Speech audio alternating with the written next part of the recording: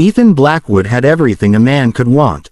Money that multiplied while he slept, a penthouse overlooking the city, and friends who treated life like an endless game. On that night, the crystal chandeliers of a private members-only club reflected laughter, cigars, and arrogance. The richest men in the room sat around a polished mahogany table, poker chips stacked higher than most people's yearly income. Ethan leaned back in his chair, swirling amber whiskey in his glass. Money, he said confidently, removes limits. It makes the impossible possible. One man chuckled. Even love. Ethan smirked. Especially love. The laughter grew louder until another voice cut through it, sharp, mocking. You wouldn't last a month married to someone who actually needed you. Someone with no beauty, no status. Ethan raised an eyebrow. Try me. The man leaned forward. I'm talking about a poor, overweight woman. Someone the world ignores. Silence dropped over the table. Ethan felt heat rise in his chest. Not shame, but pride. His ego refused to back down. Name the stakes. 10 million, the man replied. You marry her, stay married for 1 year. No divorce. No running away. Ethan didn't hesitate. Done. The bet was sealed with laughter and raised glasses, but none of them noticed the cruelty beneath the amusement.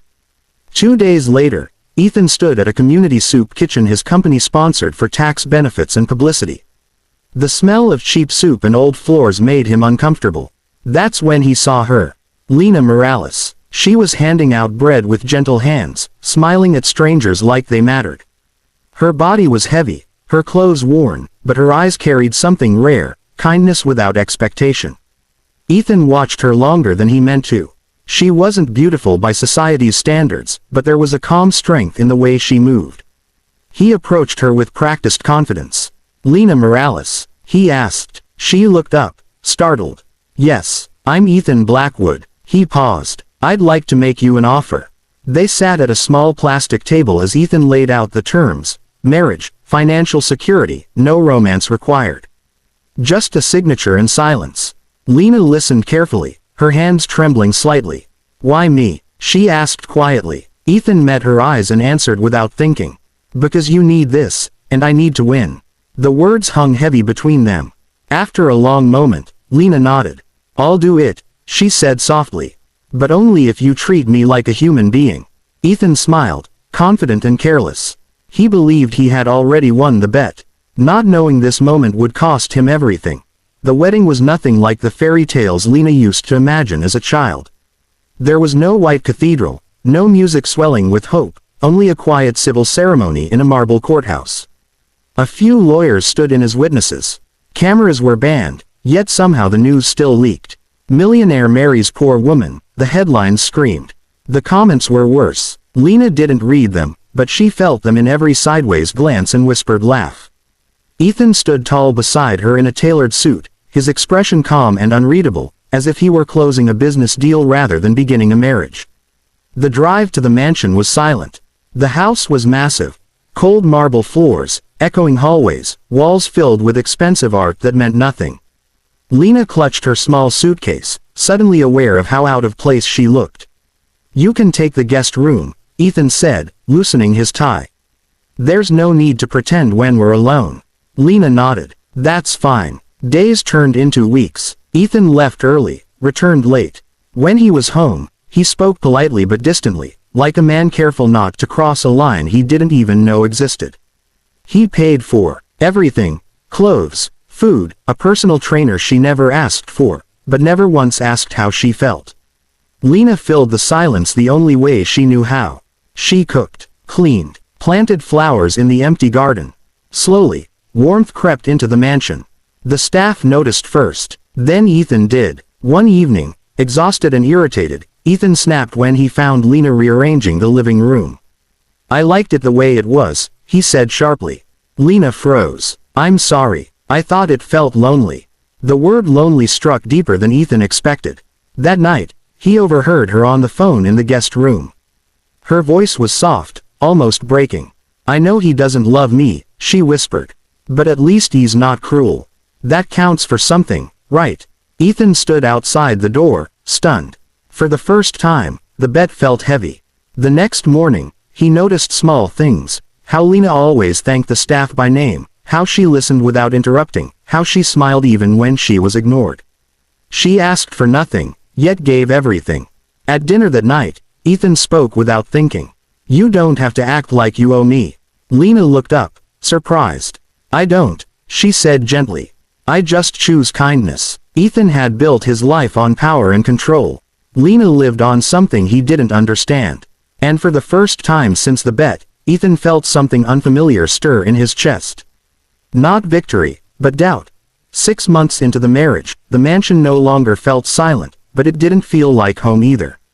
Ethan noticed the change in himself before he noticed it in Lena. He stayed later at dinner, asked questions, listened. Sometimes, he even laughed. That frightened him more than the bet ever had. One evening, as Ethan walked down the hallway, he heard muffled crying. Lena's door was slightly open. "I'm trying," she whispered into the phone. "I know I'm not what he wanted, but maybe if I'm good enough, he won't regret choosing me." Ethan froze. She continued, voice shaking. "I don't think he could ever love someone like me.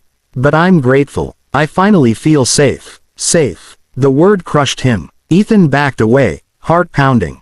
For the first time in his life, money couldn't silence what he felt.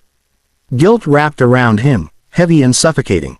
That night, he couldn't sleep. The bet, the laughter, the arrogance, the cruelty, replayed in his mind again and again. The next morning, Ethan made a decision. At dinner, the candles flickered between them. His hands trembled slightly as he set his glass down. "Lena, there's something I need to tell you." She looked up, concern in her eyes. "What is it?" Ethan swallowed. "Our marriage. It didn't start the way you think." Silence filled the room as he told her everything. The poker night, the challenge, the money, the one-year condition. Each word landed like a blade. Lena didn't interrupt. When he finished, she slowly placed her fork down. Her hands were steady, but her eyes shimmered with tears. "I wondered," she said softly. "People don't choose women like me without a reason." Ethan reached for her hand. She pulled away. "I let myself believe," she continued, her voice breaking, "that maybe I was finally worth choosing." "I'm sorry," Ethan said desperately. "I never meant for it to go this far." "But it did," Lena replied. She stood, walked upstairs, and returned with her suitcase. "I won't stay where I'm a joke," she said calmly. "No amount of money is worth losing what little dignity I have." Ethan stood frozen. "You don't have to leave. The bet doesn't matter anymore." "It mattered to me," she said. "Because I loved you." The words hit harder than any loss Ethan had ever known. Lena walked out of the mansion without looking back. The house felt emptier than ever. Ethan lost focus at work. Deals collapsed. His friends' laughter turned hollow. For the first time, he had won the bet, but lost everything that mattered. And in the silence she left behind, Ethan realized the truth too late. The woman he had underestimated had been the best part of his life. The mansion felt like a museum after Lena left, beautiful, expensive, and completely lifeless. Ethan walked through rooms filled with echoes of her presence, a knitted blanket folded on the couch, herbs growing in the kitchen window, a faint scent of soap she used. Each detail reminded him of what his arrogance had destroyed. For the first time, Ethan didn't run to money to fix his pain. He canceled meetings, ignored calls from the men who had laughed with him on poker night. When they demanded proof that the bet was still on, Ethan made a decision that shocked them all. He walked away. He donated the $10 million to shelters, food kitchens, and women's aid programs, including the very soup kitchen where he had first met Lena. But guilt alone wasn't love. Ethan knew that. Weeks passed before he found her. Lena stood behind a long table at the soup kitchen, serving meals just as she always had, quietly, kindly, without bitterness. She looked thinner, tired, but stronger somehow. When she saw Ethan, her hands froze. "I'm not here to beg," Ethan said quickly. "Just to tell the truth." They stepped outside into the cold evening air. "I forfeited the bet," he said. "I told them everything. I lost my friends, my pride, and I'm okay with that." Lena studied his face, searching for arrogance, and finding none. "Why are you here, Ethan?" "Because I love you," he said, voice breaking.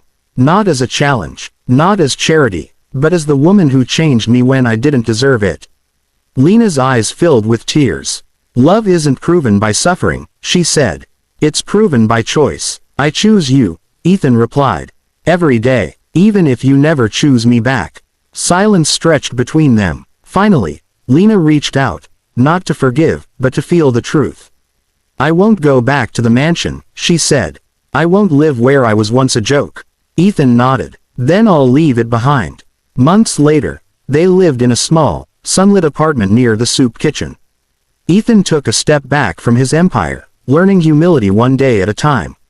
Lena continued to serve others, and slowly allowed herself to be loved. Their marriage didn't begin with romance. It began with cruelty, but it survived because one man learned that love isn't about winning. It's about becoming worthy.